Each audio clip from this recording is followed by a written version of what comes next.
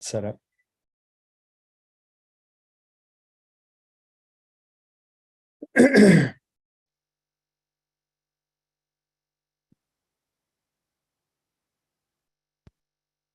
Okay, this is the August 24th Planning Commission meeting for the town of Hideout being called to order.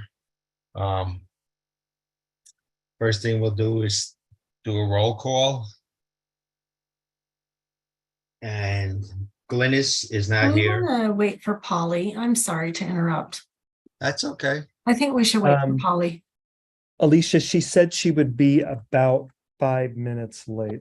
I'll text her right now. Okay. And I just texted Peter and he's jumping on right now. Okay, perfect. Okay. Sorry to interrupt you, Tony. That's okay. Jonathan, while we're waiting, a question for you. Yes. Next month's meeting, on the day of the meeting, I'll be traveling to Indiana in a car. I mean, I'll be able to participate in the meeting, but I was wondering if you could run it because I won't have a laptop or anything in front of me, just my phone. Sure. What's the date of that? I want to make sure I'm not traveling at the time. Where the hell is my schedule? I believe it is the 21st. I think that's open. Let me, Tony, can I get back to you offline? But tentative, yes. I just want to make sure that I, like you, I won't be traveling and trying to. Yeah, and if it's a yes, just confirm it with Alicia so she knows to send you whatever she needs to. I will. Thank you.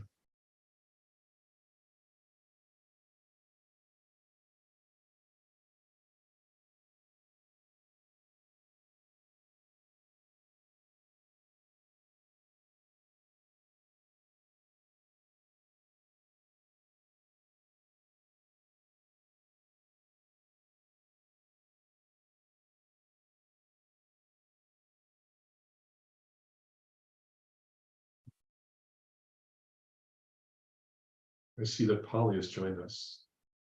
Yes, hello. I'm sorry about that. Oh, that's okay. Glad to have you. Happy to be here. We wouldn't start without you. Okay, this is the August 24th Planning Commission meeting for the town of Hideout being called to order. First thing we'll say is that there is no anchor site location for this meeting. And the letter stating that determination is on file for the public to read at the town website. Next, we will do roll call. Glynis is excused. Donna? She's out of town. Jonathan? Here? Rachel? Here. Joel? Here. Peter? Peter is not on yet, but Okay. he should be on momentarily. And Tony is here.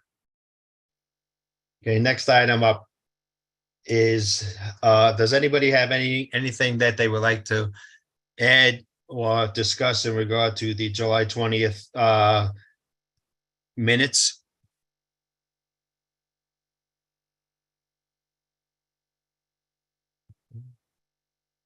There being nothing, would somebody like to make a motion to accept the minutes? I'll make that motion. Thank you, Jonathan. Does anybody second that? I'll second it. Thank you. We'll take a vote. Jonathan, Yes. Rachel, Yes. Joel, Yes. and Tony's a yes. Okay, that being said, now we will move on to the public hearing part of the meeting. First item up for discussion and possible recommendation to the town council is adopting chapter 12.25 for short-term rental overlay zone that would allow short-term rentals. This is being continued from July 20th.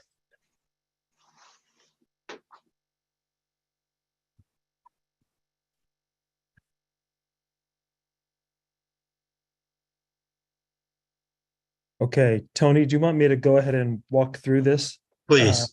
Okay, so Thank you. So as you know, we've discussed this on a number of occasions, the idea of a short-term rental overlay, and we've received some input at the last meeting and some thoughts and direction relative to some additions to the draft ordinance.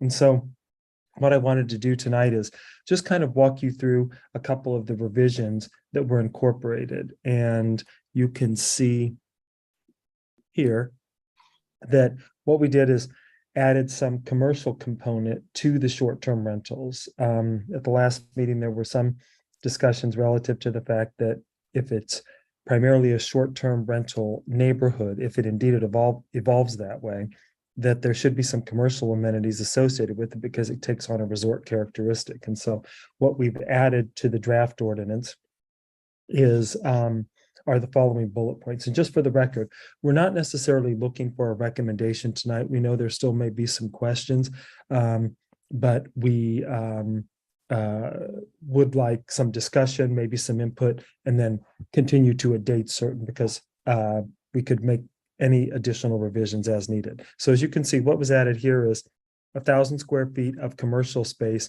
shall be constructed on site for every, I wrote 15 here, and in the subsequent portion of the staff report, I had 25, and I went back and forth between the two.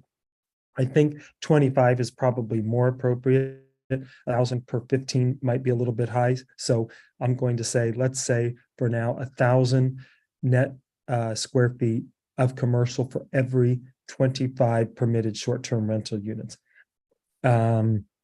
If a proposal, a proposed subdivision, a proposed neighborhood has less than 15 total units, but recommends, say, maybe 8 or 10 or 14, it would still be required to have 1,000 square feet of net commercial for that proposed short-term rental overlay. The commercial space would be limited to a cafe, restaurant, bar, pub, or similar, or a grocery, sundry shop, or similar, maybe like a market, something like that. Scroll down here. We've got some recommendations with regard to required certificates of occupancy, that i.e. you can't complete the short-term rental overlay neighborhood without completing the commercial component by the 15th certificate of occupancy. So about between half and 2/3 of the way through, the commercial is required to be built and ready for lease. Must be located within the subdivision, the neighborhood where the short-term rentals are permitted. A commercial site must come before the planning commission as a concept plan application, so you know exactly what the site plan would be.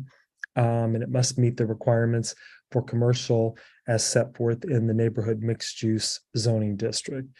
And we did define net usable space because the idea is that it's 1,000 square feet of usable space. Back of house doesn't count toward the 1,000 square feet. So with that being said, let me go forward here. Those were the primary changes to the ordinance. They're noted in this section right here, so I won't repeat them right now, but let me back up here.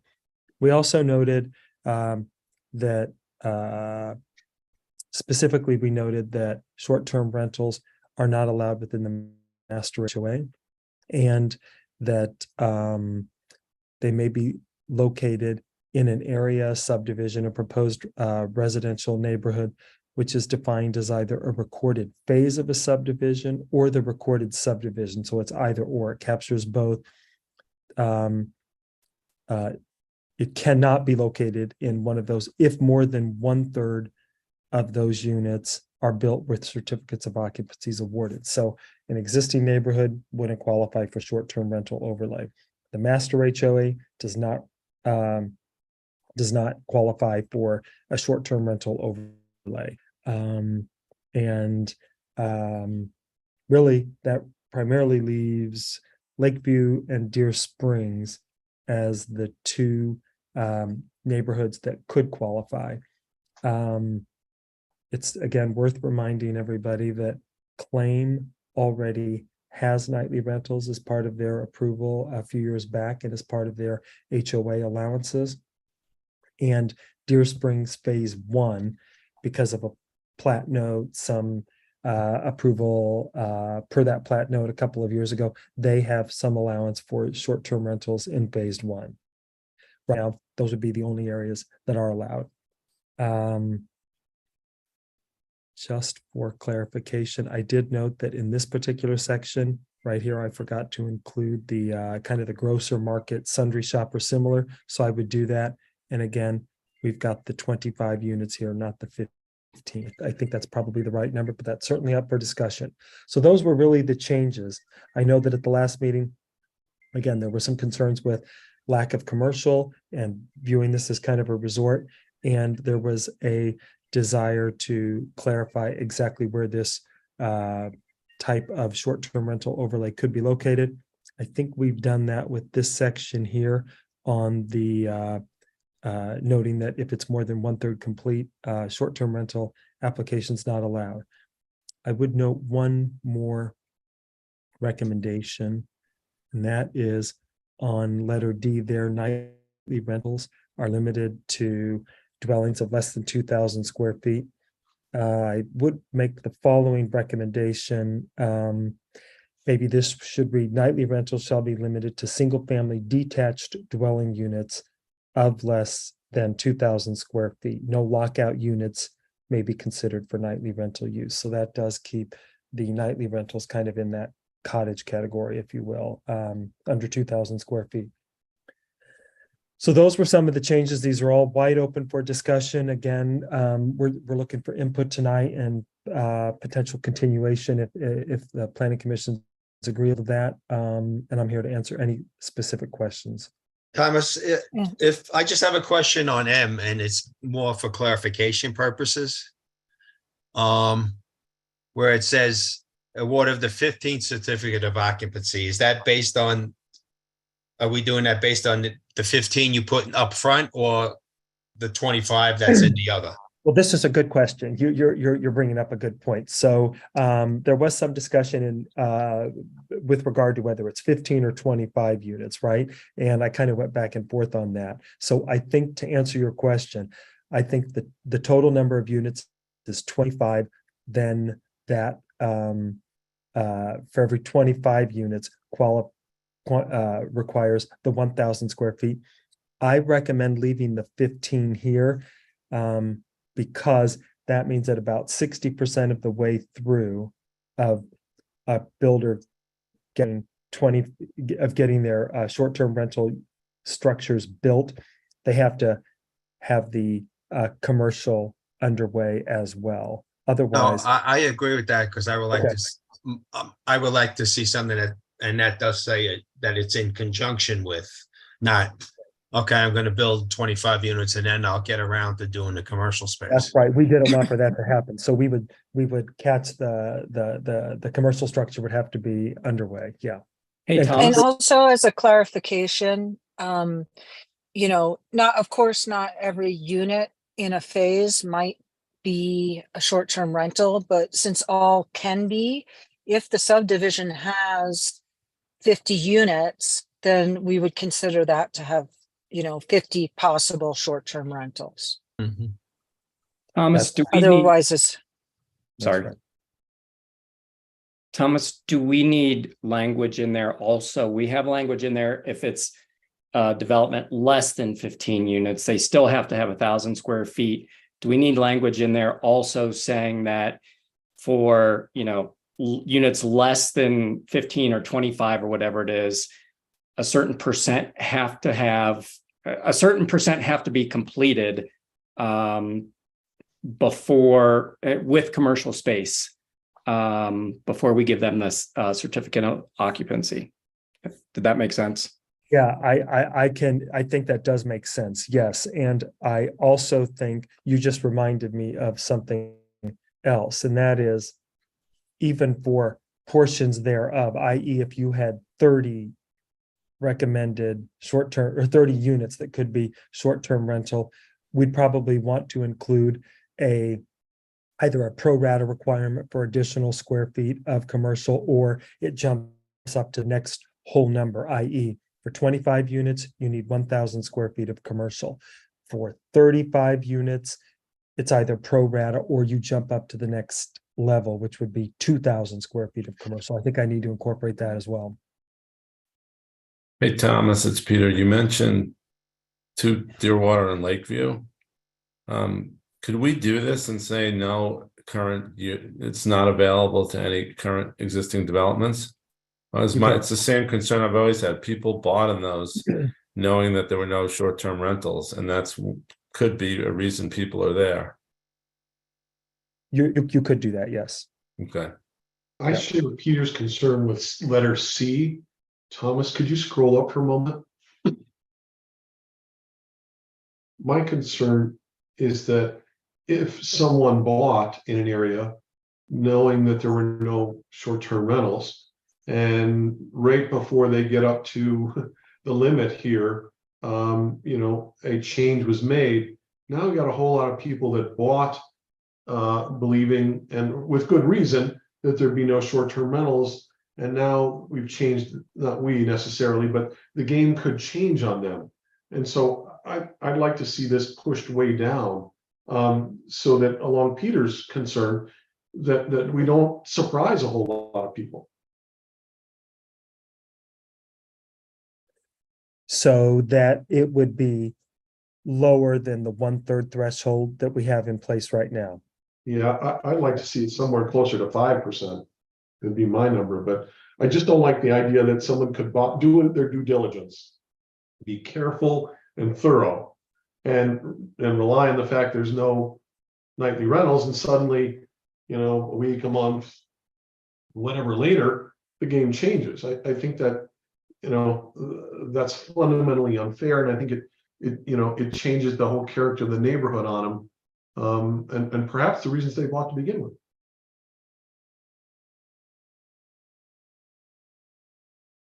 Okay, does that make sense to most of you? Reduce that number, look at put a reduction in that number, that percent? Yes, I also would like to know the nightly rental on D where it says the less than 2,000 square feet. Do we actually have any properties now within the town that are less than 2,000? I don't know if we do or not. I kind of doubt that we do. Maybe some of the townhouses get close to down to 2,000 square feet. I'm not sure, but I would say that our initial thinking, if you remember, was looking at phase 8 of Deer Springs across Jordanelle Parkway. That was kind of an early impetus for the discussion of cottage housing that could be short-term rental rather than just more townhouses up in that area. So the idea is that it would likely be an area that's zoned residential casita or kind of smaller housing. And so it would, in this case, be required to be less than 2,000 square feet. So while we may not have it now, the idea was that you start to get to more cottage, more slightly affordable development, and that could be designated as SRO in this case, but it has a maximum threshold. So these would be different size units from what we have in the community right now, to answer your question. I probably don't have anything under 2,000. We might be near that with a few of the townhouses. Okay. I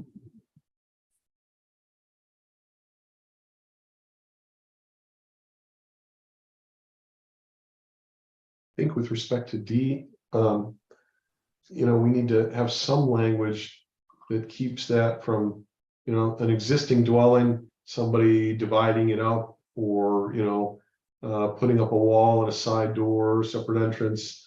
Thomas, do you think the language you spoke to earlier, really nails that down so that you couldn't take a 4,000 square foot house and, somehow divide it up and turn it into a, 2,000 foot dwellings that would then be eligible for nightly rentals? That would probably violate the CO on that building, but I think it probably, one, would violate the CO, but two, I did incorporate additional language saying nightly rentals shall be limited to single family detached dwelling units of less than 2,000 square feet. And so I think that we would probably be fine. That would suffice and cover. But with that being said, again, I'm taking notes tonight and we'll clarify this for the next round. You know, Polly, do you have any thoughts on making sure that we don't open up a back door or a side door or something of that nature? No, I mean, I think that that covers it. I don't have any additional thoughts on that. Thank you. I think this is a really good starting point. I appreciate what you did, and I think it addressed a lot of concerns we had last time. So this is a good, solid working document now. So what I can do is I'll take this input, incorporate it into the next iteration, and assuming you guys continue this to a date certain, then we can discuss it at that time, at the next meeting. Hey, Thomas, it's Joel. I want to readdress and get the commission's opinion on section E, minimum period of 3 consecutive days. I know we discussed that before. You know, I feel like, I don't know, do you know, I'm sure you do, does Claim have a minimum? Or Deer Springs, do they have a minimum nightly rental? Because I feel like it's an easy workaround, and I think most people are going to do more days, but I feel like if it's a nightly rental, it's a nightly rental, not with a minimum number of nights.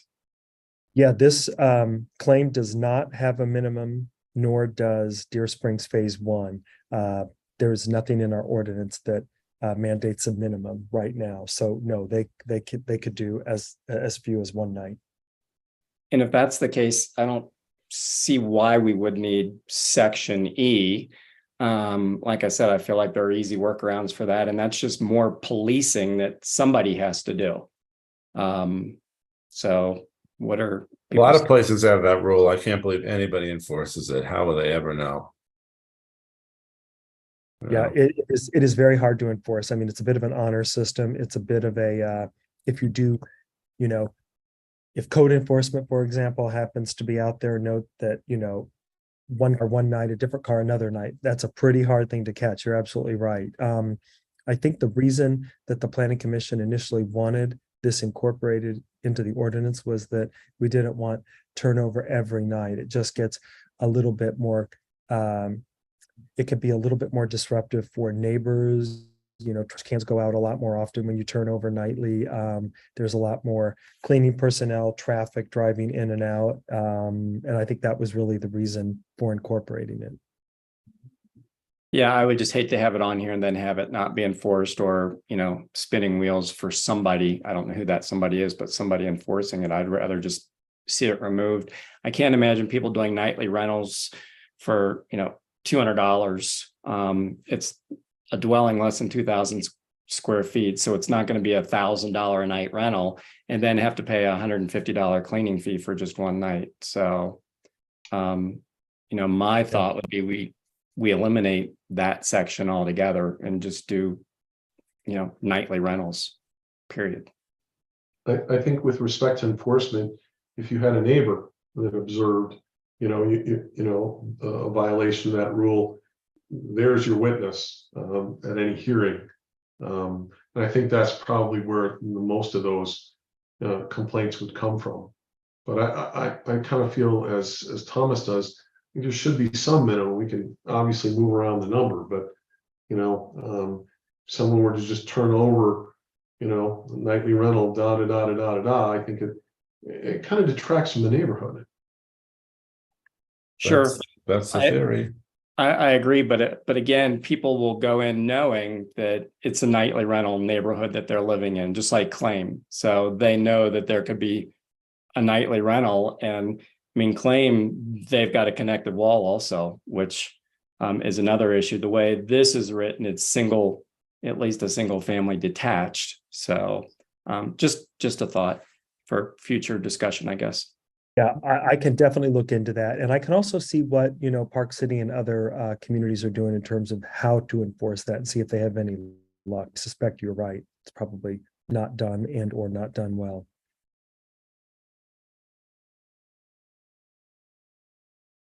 Well, if you do keep the 3 days in there, though, it does give you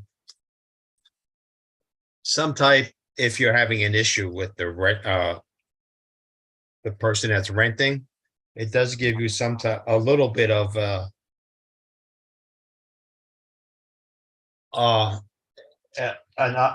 way to basically enforce certain things by using that if we catch them without it, by not doing it. It does. It's it's kind of like the speed limit. Technically there's a speed limit. Sometimes maybe you get away with going beyond it, but if you do get caught, you technically knew that was the threshold. And so in this case, it would, let me go here. It would maybe kind of connect to this section right here of 3 substantial complaints, etc. I mean, that could be a complaint. You're in violation of the 3-night rule. It would give the town an opportunity to enforce. But you're right. It likely won't get caught every time.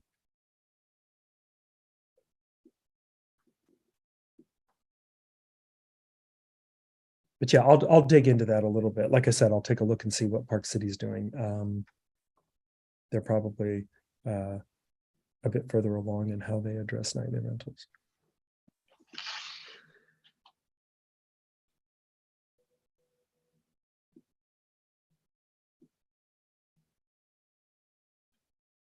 Are there any other questions from any of the commissioners before we open it up for public discussion?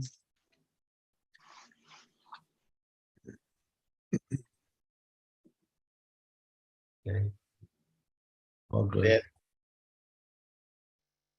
There being none, for those of you who are online and want to participate in the discussion, if you're on the telephone, you need to hit *9. A PC, it's alternate Y, and if you're on a Mac, it's option Y. All right, when we call upon you, please state your name and address for the record first, and then your question or your comment, please. Thank you. Okay.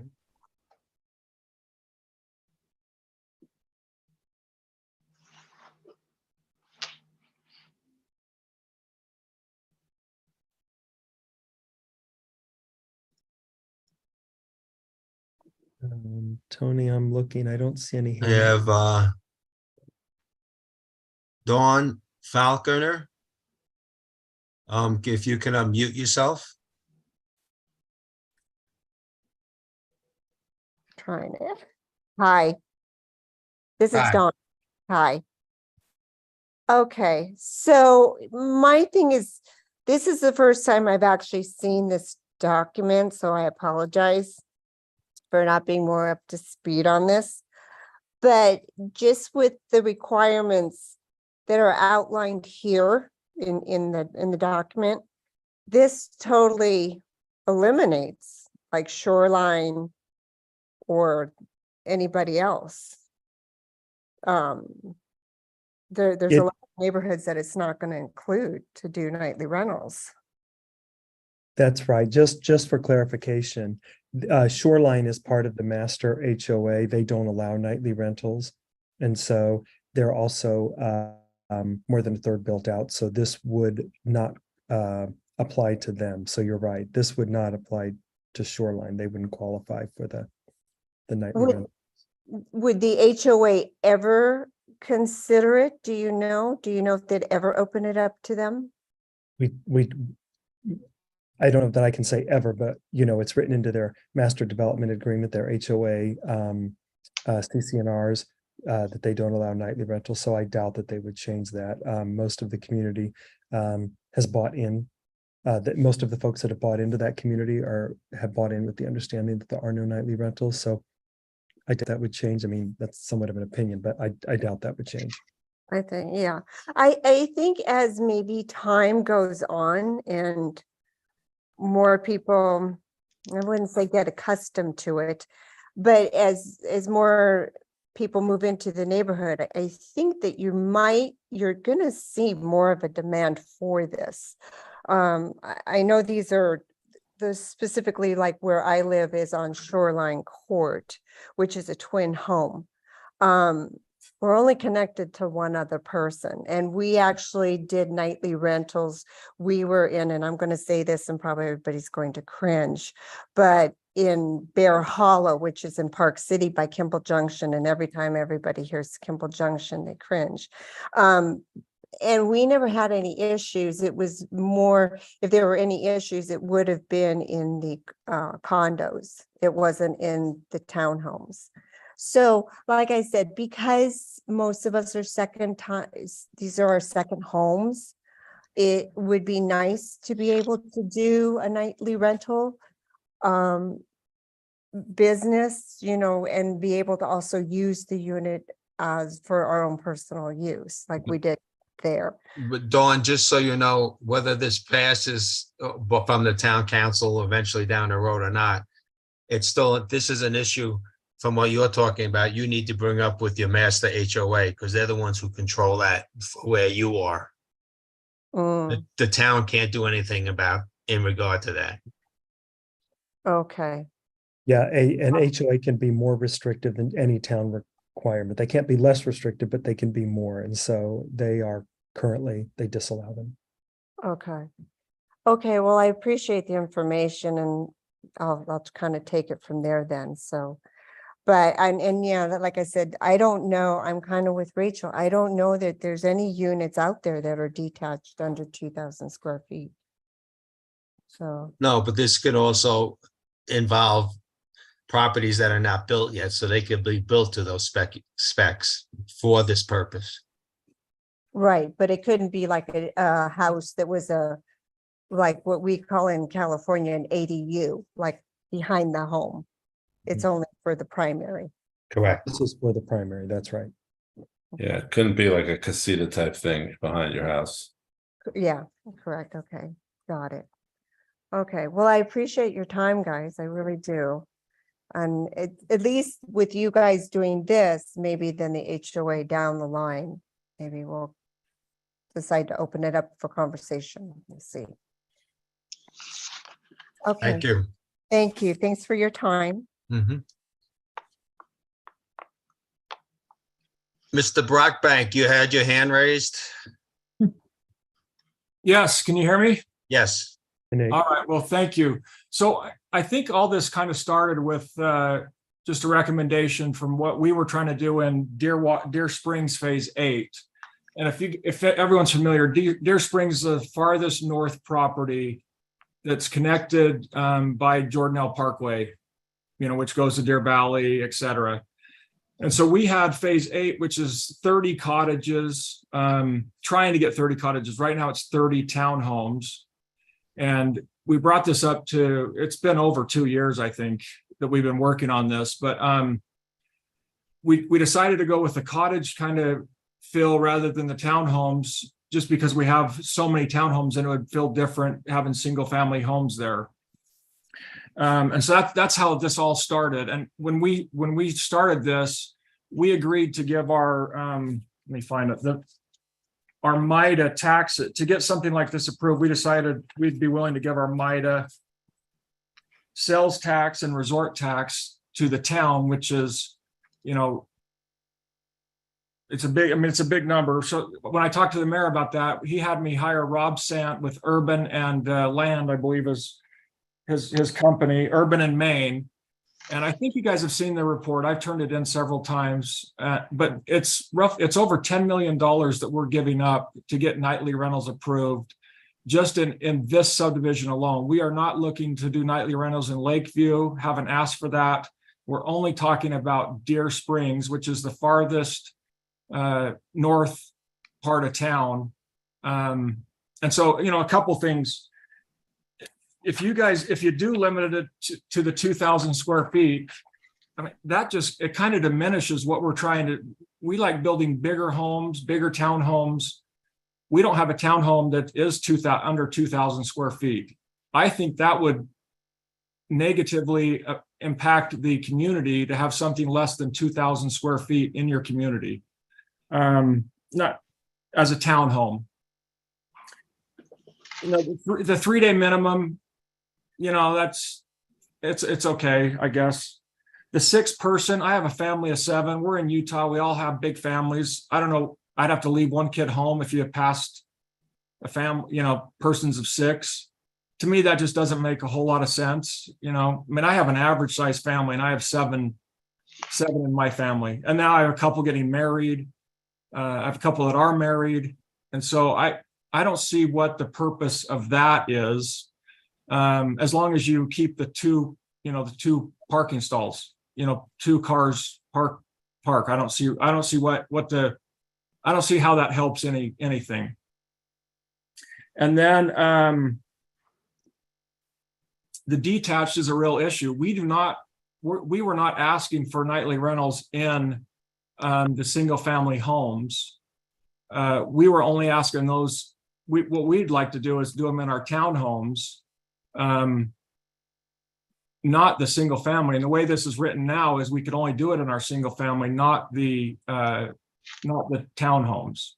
So it's written just the opposite of what we brought before you guys a couple of years ago. But you guys are in charge, and so we'd have to just listen. But those are some issues that we have. The way the ordinance is written right now, if this was to be approved this way, it says the 1,000 square feet shall be complete after the 15th home is approved. It takes probably a year to build a commercial building. So then you'd be sitting there waiting a year before you could pull the 16th permit. I wonder if there's a different way to word that than complete and ready for occupancy. Nate, we could look at something, maybe it has to be so far along in terms of kind of technical, but maybe a 4-way permit or something like that. But I can explore that a little bit. Yeah. Because I do think the planning commission wants to ensure it gets complete. You are paying much more closely attention to the how it gets complete, and there's probably a middle ground somewhere there that makes sense. I'll look at that. So, we're not trying to get it approved in Lakeview. We're not trying to get it approved in Deer Waters, as Deer Waters is part of the Master Association. We are only looking at Deer Springs, for us. And that, like I said, that's the very farthest north. And right now in phase 1, we already have nightly rentals. So everyone is aware of nightly rentals. We just started selling in phase 2A and 2B. And we've made everyone aware that we are trying to get it approved, and we've only sold 5 in 2A and 2B, but we've let everyone know. So it's not like it's going to be a surprise to the community if it does get approved. And so we're letting everyone know that, and there's documents they need to sign that they're aware of it, that we're doing nightly rentals in Deer Springs. So I think Question for you. Yes. You expressed a concern in regard to the 2,000 square feet. Just out of curiosity, what would be a comfortable number for you? Probably, 2,800 to 3,000 square feet. We have townhomes that are about 3,000, just under 3,000 square feet.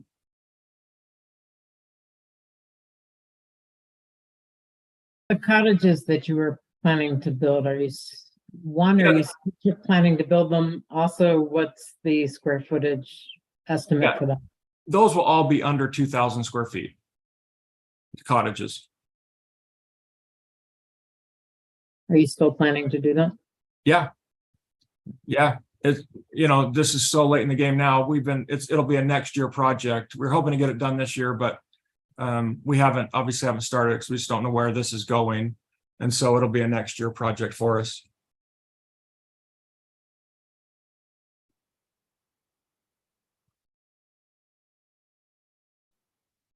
I think I'm sorry, go ahead. Sorry, I was going to say with the cottages, that's in our phase 8. We would have to obviously amend our MDA to get it to be phase 3. Because that'd be, if we do get approved, that'd be the next one we'd like to do. But we will build and own each of those cottages ourselves. So we will manage them. We're doing that with the Larry Miller Group, and we will own and manage all those ourselves. The townhomes we would sell in Deer Springs, but the cottages we would own.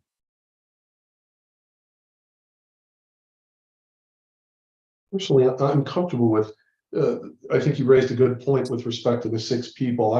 I'd be perfectly fine with an increase in people, so long as they're related by blood or marriage, that kind of thing. I certainly understand you want your entire family under one roof. That's a very reasonable request. I'm a little nervous about increasing the size. The closer we get to 3,000, the closer I think we get to opening the door to kind of universal nightly rentals. So I'm kind of wondering what number you would be comfortable with. You said about 2,800, if I recall correctly. Yeah. Is that, would 27, 28 be workable for you? Yeah. Yeah. I mean, I don't really understand the purpose of putting a square foot on it. Anyone that tries to get this approved is going to have to come before you guys, and you guys could vote no. You know what I mean? So it's just because you have this ordinance doesn't mean everyone that comes before you have to approve. I know you're kind of doing this because something I asked for and to get on an agenda when I did phase 8, when I proposed phase 8. So I believe that's how this whole thing started. And the way it's written, there's no one else that can do it except, like you said, right now, Deer Springs and Lakeview. And Lakeview, I can assure you, we are not doing this. Those are single family homes that are all over 3,500 square feet. And we're not doing nightly rentals there. We're just doing them. We'd like to do them in Deer Springs. Our phase 1, our first 40 units, might be 46. We have nightly rentals. And then we're proposing it for the townhomes in Deer Springs.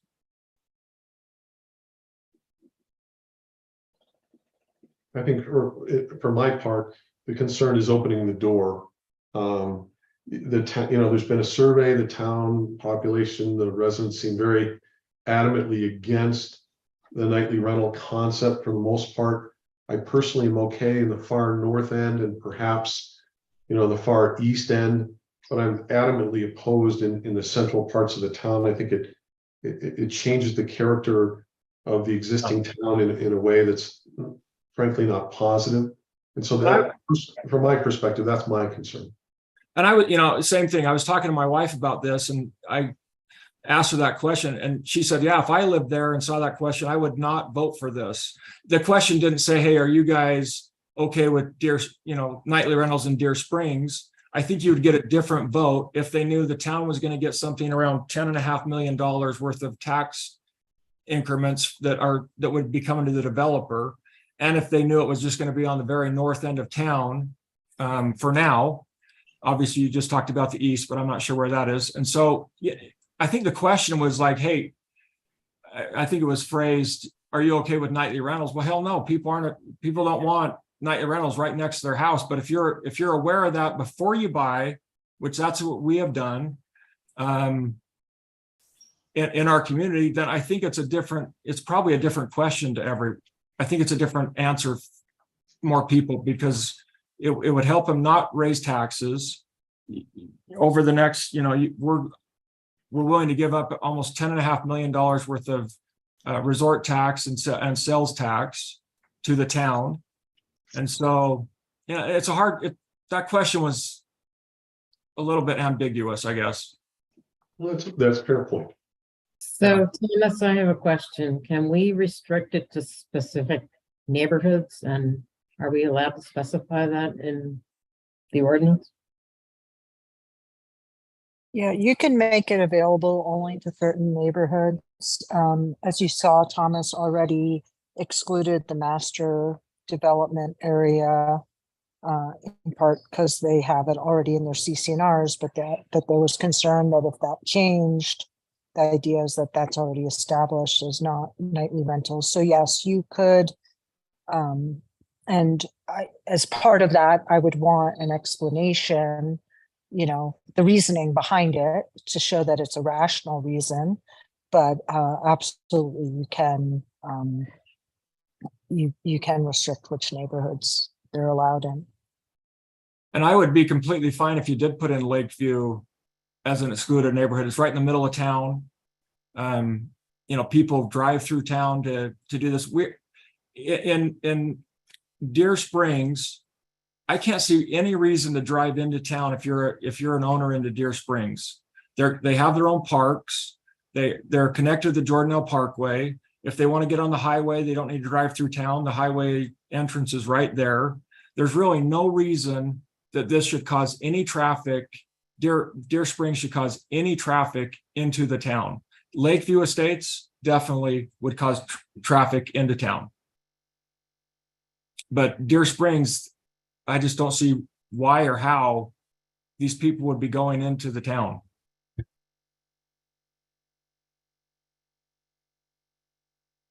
So.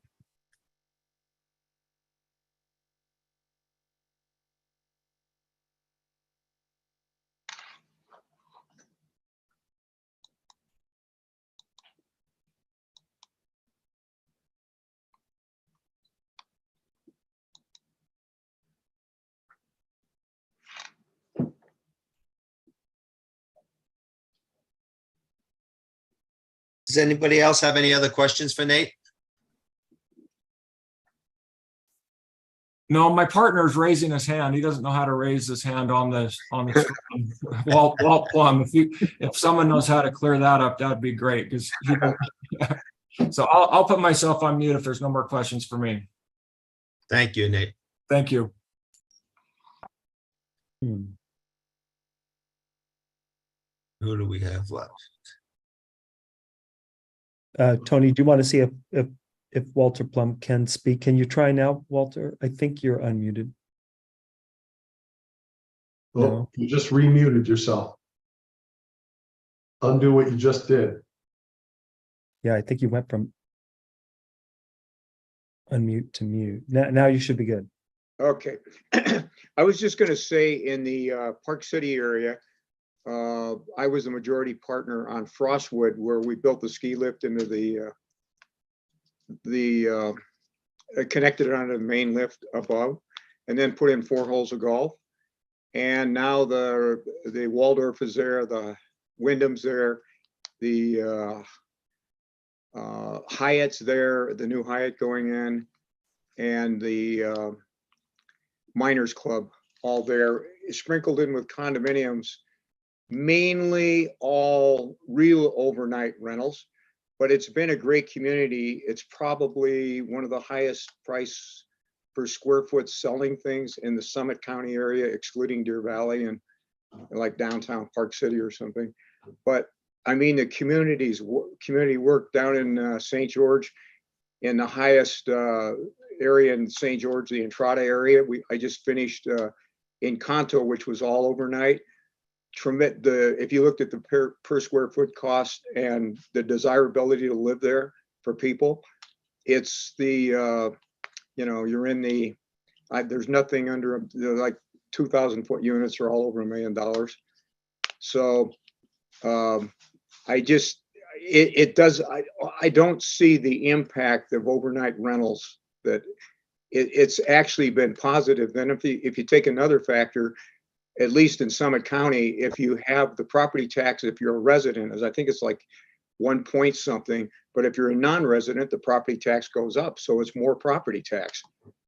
So I think it's a win-win for a community, and it's basically sort of a resort complex. And if you look at where we are, you get on the Jordan Parkway, you can go under the tunnel, and you're in Deer Valley. I mean, we're actually part of this whole resort system here because of what MIDA did with those connections. So if you look at, broadly speaking, this whole area is really a resort area. And Deer Valley, the number one name in skiing in the United States, we're all part of that community now, right? And the Parkway connected it. So I just think it's a positive thing. Positive for property values, positive for people who live there. And when you look at Frostwood over there, I don't know if you're familiar with that, but I mean, everything seems to work, and it's worked for years. So I don't know. I just think it's a overall positive. I don't think it, I know it because we build it.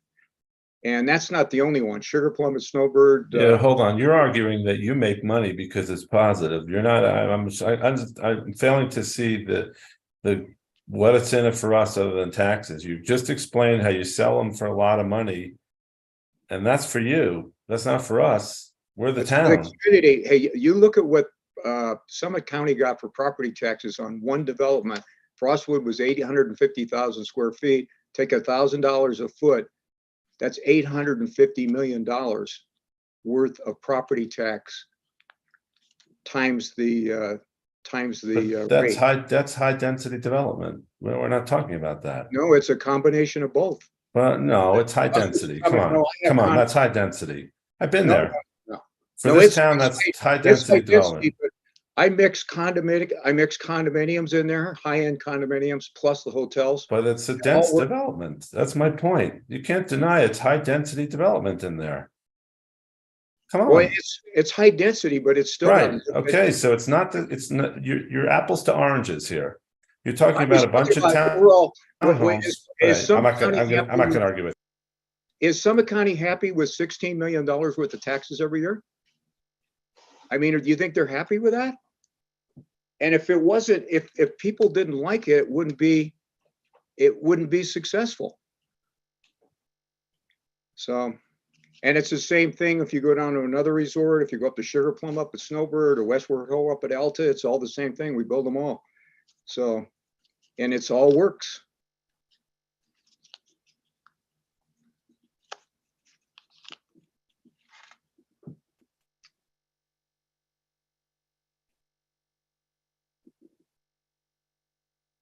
That's all I have.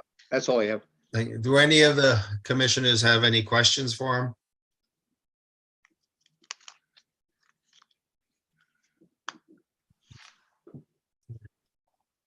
Thank you.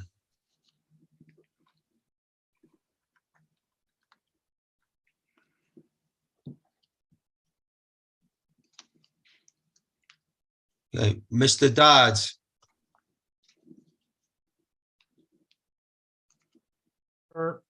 Let's see here. Yep, can you hear me okay? Yes, please state your name and address.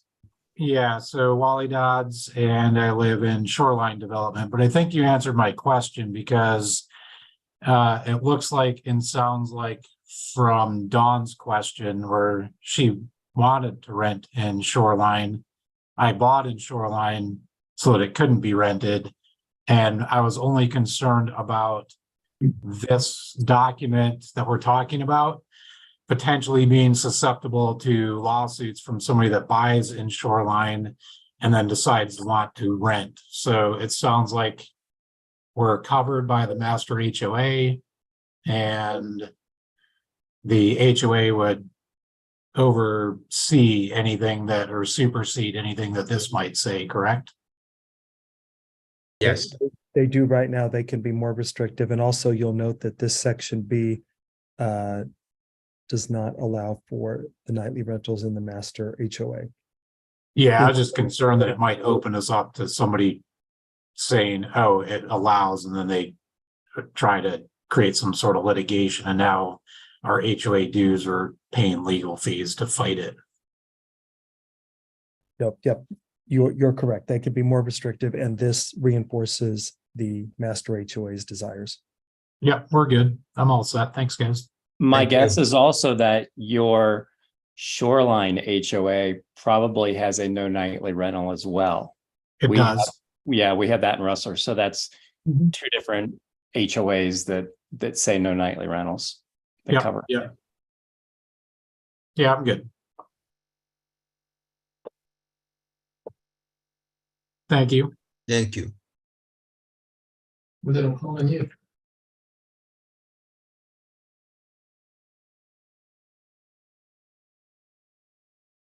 Tony, I think Carol has her hand up.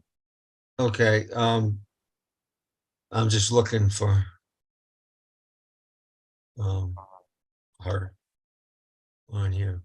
Carol, could you unmute yourself? Yeah, I believe I am unmuted. Okay, and please state your name and address. Okay, my name is Carol Tomas. I'm at 11831 Stargazer Circle. I have some concern about the nightly rentals. I really like the 2,000 square feet and under limit. That just prevents the town from having nightly rentals in some of our 4 and 5 bedroom houses. So I think that's great. But I do have a question about, so the cottages that are proposed for Deer Springs Phase 8, they are all under 2,000 square feet, correct? Yes, that's what Nate noted Yeah, tonight. okay, and there are 30 plus of those cottages, and those cottages will be retained by the developer as nightly rentals if this passes. Is that correct? That's what Nate expressed as his current proposal. Okay, so my concern is, I get it that the developer wants to give money to MIDA, but we're going to get money from MIDA because Mayflower is a huge development, and I'm sure that Excel Development is going to have to pay their fair share of that. So my concern is who really benefits from the nightly rentals of the 30 cottages that remain in the possession of the developer? I think that it's not the town of Hideout. I'm just concerned that I think that should be addressed, because it's not the individual property owners. We're not benefiting from that. So long term, when those cottages or casitas are built and they're retained by the developer, what other than, where's the benefit to the town? Other than, I'll tell you the negative to that is you're going to have 30 people coming in and out that don't live there. I ride my bike along the Jordanelle Parkway, and there's already going to be a lot more traffic with Sky Ridge, and now we're going to have people who are there occasionally pulling out onto that highway. Just curious what the real benefit here is to the town.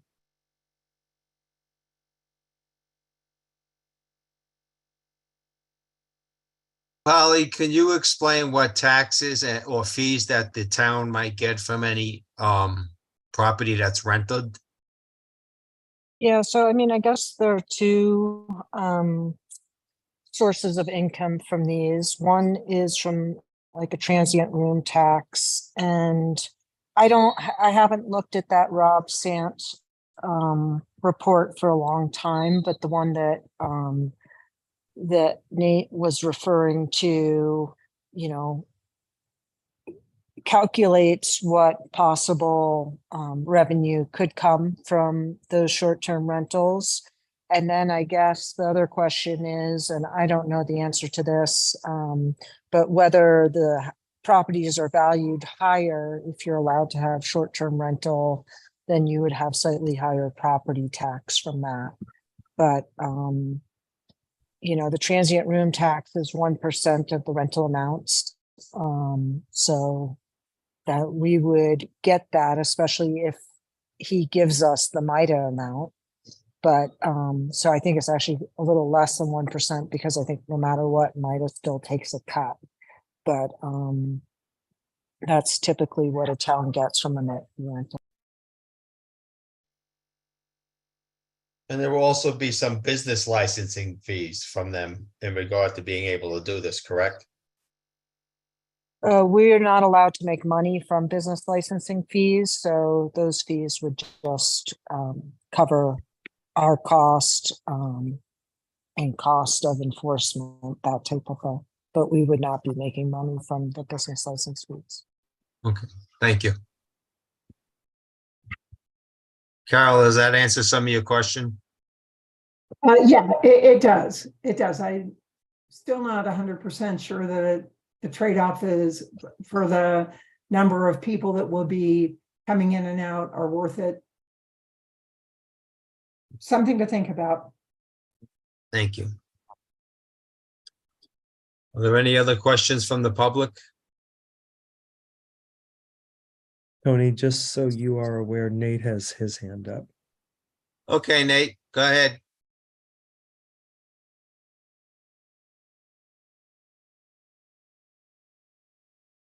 Uh, You're muted. Okay, am I muted now? You're no, you're good. done. You're off.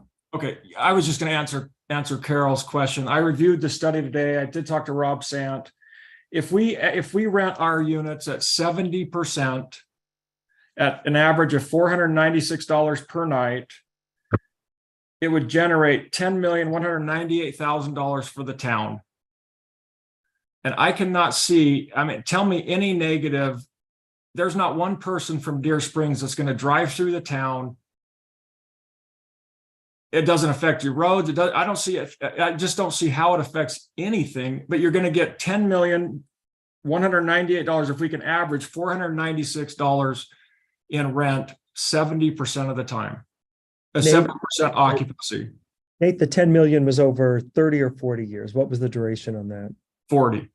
And then did that assume, was that all of Deer Springs? I don't have that No, study. that was only the townhomes in Deer Springs, but not around the park.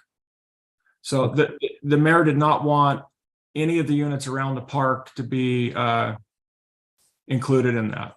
So all but phase 3, give or take. Yeah, Did so you it's just, did you just say that 10 million was a 30-year number? 40-year. 40-year number. but there's still another $5 million. So you're talking about $250,000 a year to the town. Yeah. Well, another $5 million is my understanding that MIDA, and I didn't put this in here, but when I talked to Rob, he said MIDA has agreed to give their 35% to the town, which would add another almost $6 million to your guys's. So it's about a $16 or $17 million coup for the town. Over 40 years. Yep. Okay. So What is the average occupancy in Park City? Because 70%, we're talking year round. I mean, I would think that the units, there's a lot of off season that they wouldn't be occupied. So what is really typical in the region as far as occupancy? Do we know that? Well, the study did a 50, 70, and 80%. And Rob said you can plan on about 70% is what all of Park City is doing when they do the nightly rental. Now, some people they're going to own these and they're going to live in them sometimes, rent them sometimes. The other thing that you guys are not taking into account, the market has definitely slowed. This opens it up to some investors to come in and buy 2 or 3 at a time and have these as nightly rentals. You would get MIDA works. The faster you build your homes, the better. The more money everyone makes. The town MIDA makes. Excuse me. I have a quick question. I thought that these units will not be for sale. They will be retained by the developer. Well, I'm the developer. You're only talking about the cottages. Yes, that's what I'm really talking about, because those are the only things that are going to be under 2,000 square feet at this time. At this time, I mean, I would go in and if this got approved and you guys were stuck on the 2,000 square feet, I'd probably design a townhome that's under 2,000 square feet. And where would those be built? The only place I can do this is Deer Springs. The only place, the farthest point north of town. Nowhere else am I asking to do this. So as I recall, several years ago, we at a meeting, you talked about how there would be access to the Jordanelle Parkway without having to go out on the highway and deal with all that traffic. And that was when it was assumed that there would be twin homes and whatnot going up that steep curved road up to the Jordanelle Parkway. Well, I don't see that if you put in multiple units under 2,000 square feet that are allowed to have nightly rentals, is that a safety issue for people driving on that street or riding their bikes or walking their dogs? I'm concerned about that strip of what is a nice access area that could become very congested with people who don't know the neighborhood. I mean, tell me why anyone from over there, Carol, would drive into town.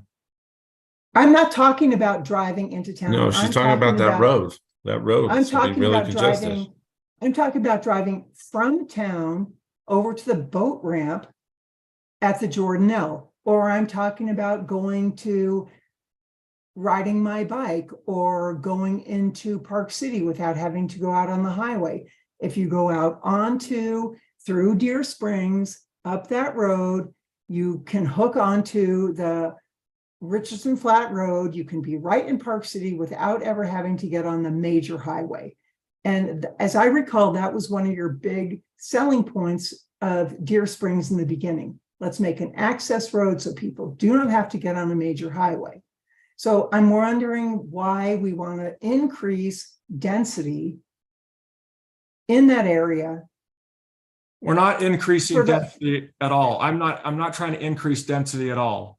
I'm approved for 248 ERUs there. That's exactly what I'm trying to do. I'm not trying to add one ERU to that road at all.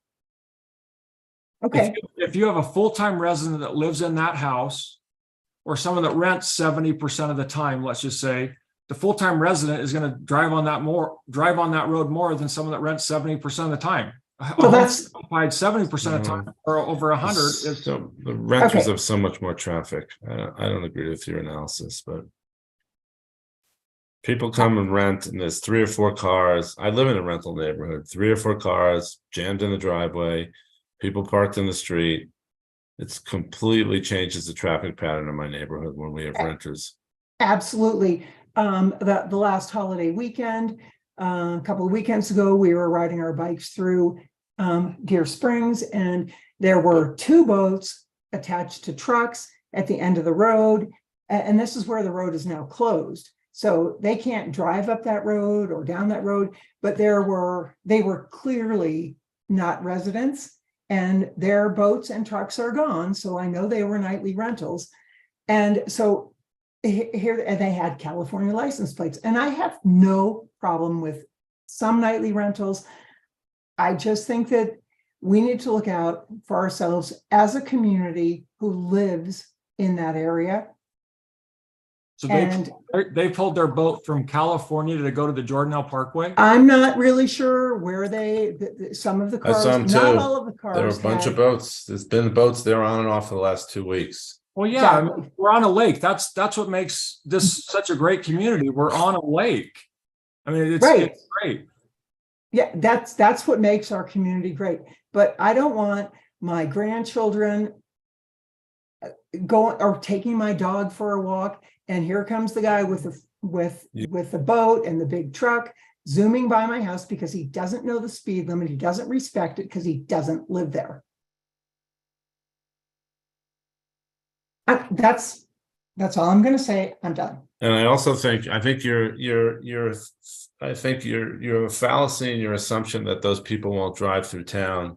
You're there, you're curious, you drive through the pickleball courts, you drive down that road, you go exit to Camus, which is a close grocery store. So I think I don't agree with you that that's not going to create traffic through town having nightly rentals.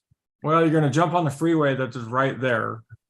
There's no reason to drive through town and then jump on the freeway 4 miles down. So I don't think to go to Camus, you're not going to drive 4 miles through town and then jump on the freeway when there's a freeway entrance right there. I don't think going to Camus, you're going to do that. I don't think going to Deer Valley, you're going to do that. Now, if you're making a mistake, sure, you'll do it one time till you realize I didn't need to go through town.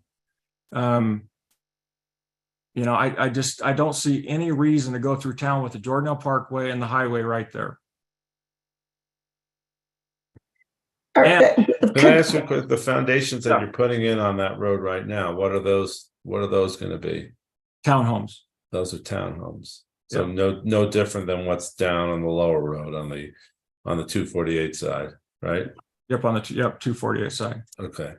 So I have a quick question. When you say driving through town, what are you talking about? Are you talking about from Shoreline through Lakeview, through Deer Waters, through Deer Springs? Yeah. Okay, well, I'm going to tell you what's happened to the town traffic from Shoreline to my street on Stargazer. We now have, I can't even tell you the number of cars that go by that are taking the shortcut along Kayak Drive, spelt K-A-Y, not K-Y-A-K, just so you know, the street sign is wrong.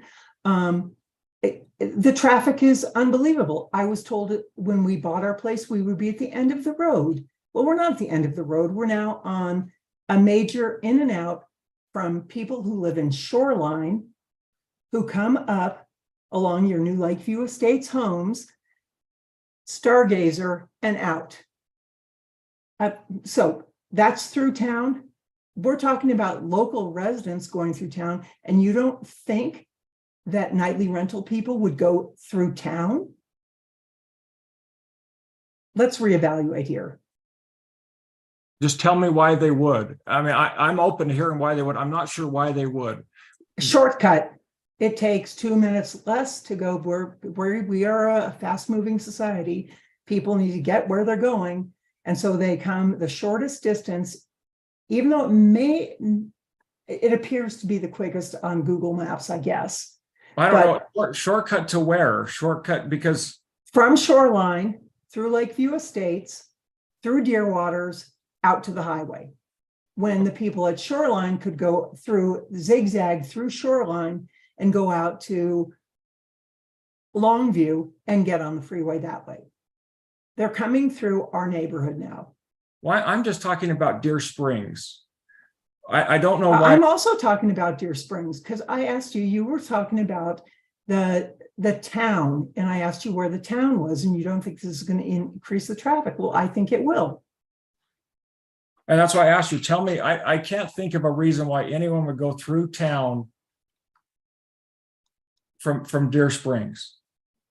And maybe I haven't thought it through enough, but I can't see why someone would go through town to get to Deer Spring or Go stand out there one day and watch all the trucks go through. Go check it out. No, there's plenty. I'm not saying there's no. I'm telling you, go watch, go in the neighborhood, stand there for a couple of days, and you will see it. You'll see people go from Deer Spring. Yeah. To town. Yep. There's a reason now, because the only park is something I built in town. People want to go to the park, sure. Deer Springs has their own park. Will have their own park. Will have their own park. In the next phase. It has to be built in the next phase, according to the MDA, I believe. And so it will have its own park. Okay. All right. I just voiced my opinion. That's all I'm going to say. I'm done. Thanks, Carol.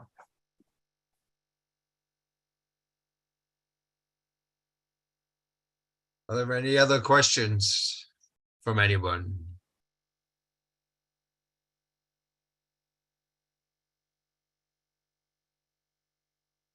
I don't see any hands, Tony. I don't see any either. That being said, we will close the public discussion part of this. And correct me if I'm wrong, Polly, but I believe we'll put it over for a date certain for the next meeting. That's right. That's correct. Okay. Yes.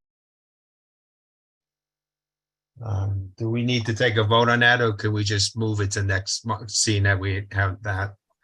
No, there should just be a motion to continue Okay, to next thank you. month's meeting. Would I'll someone make a like to motion make that I'll motion? make a motion to continue to next month's meeting. Thank you, Peter.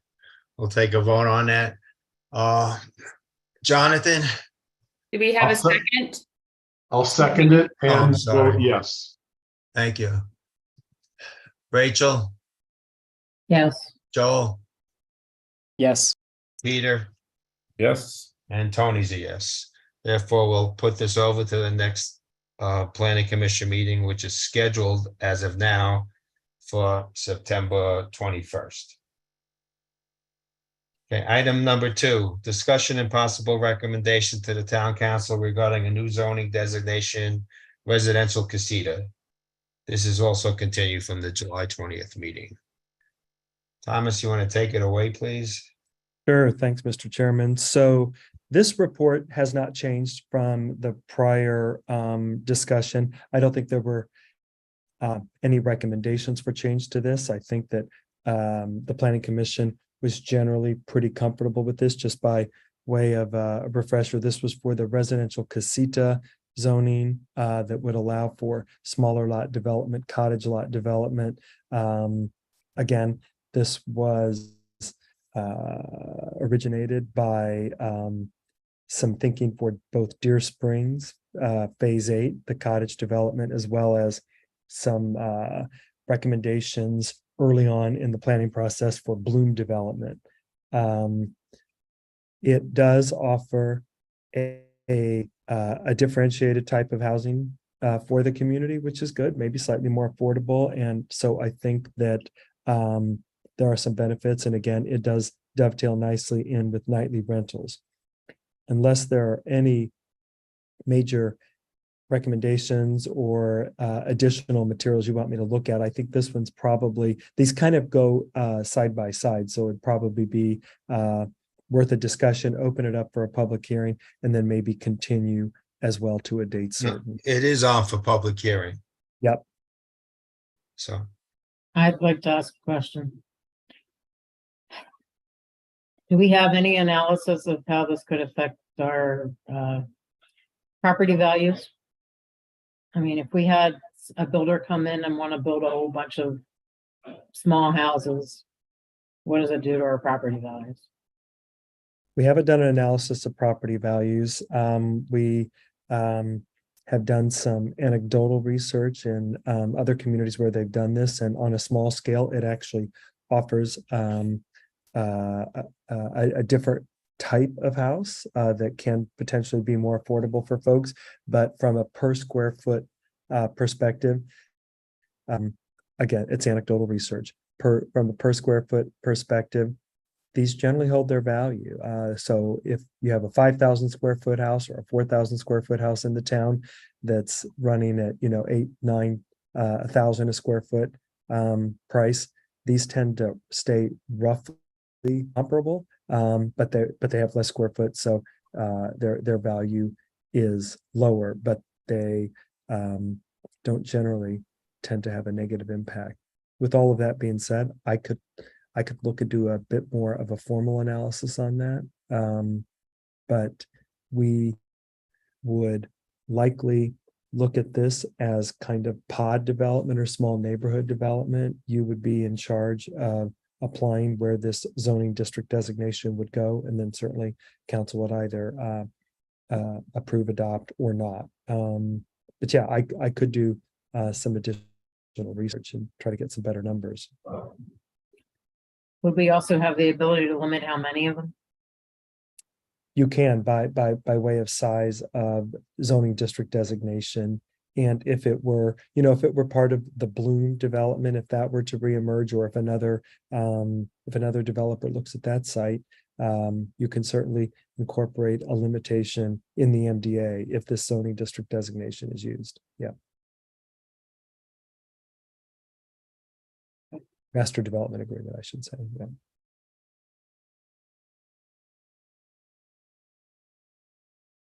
Do we know why Bloom withdrew? We don't know exactly. There is we don't know exactly. There's a possibility they could reemerge, or somebody else could begin to look at that property, and so this may have some applicability there down the road. Again, Deer Springs Phase 8 has some potential applicability, but for purposes of tonight, I think kind of keeping this in line with where the short-term rental and community amenity overlay ordinances, I probably recommend, unless Rachel, I will take a look at the numbers and see if I can find anything more definitive for you. But other than that, I would say this is probably worth continuing. And Peter, we may hear back from Bloom. We're not exactly sure. Okay. If not, we'll hear from somebody else. Yeah, exactly. Right.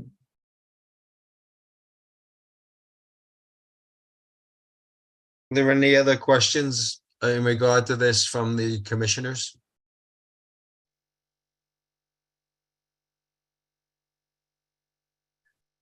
Okay, there being none, we will open this up for public comment. Same as before, if you're on the telephone, *9, PC, alternate Y, and Mac is option Y. When you're called upon, please state your name and your address first. and then your question. Thank you.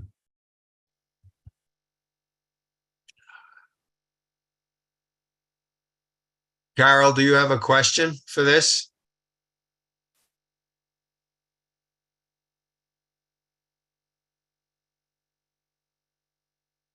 Tony, Carol's on mute. I didn't see her hand go up, but No, Carol, I didn't either, but that's Have just her- saw her.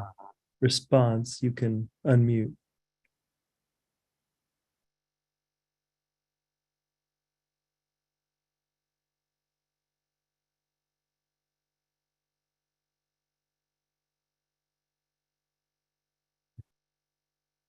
I don't see any questions from the public unless I'm missing something. I don't either. I don't see any. Okay. There being no questions from the public, we will close the public discussion part of this on this subject. That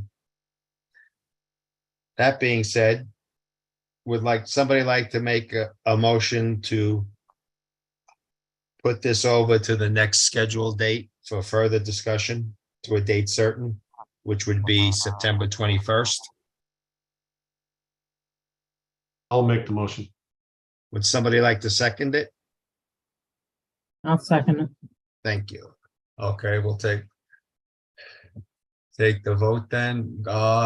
Jonathan, Yes. Rachel, Yes. Joel, Yes, Peter. And Tony's a yes. Peter's not responding. Okay. That being said, this will be put over to the September 21st Planning Commission meeting. That is all that we have scheduled. Next, if somebody would like to make a motion to adjourn the meeting. So moved. Second, I second. okay, we'll take a vote on that. Jonathan, And Tony, you don't have to do a roll call vote. for gotcha. Thank this. you. You can just say all in favor. All in favor? Aye. Yes. Thank you all, folks. That we got out at a fairly reasonable hour. Thomas, thank you very Thank much. you. Good night. Alicia, Kathleen, thank you for everything. Good night. Take care, Tony. everybody. See you next month. Take care. Thanks, Tony.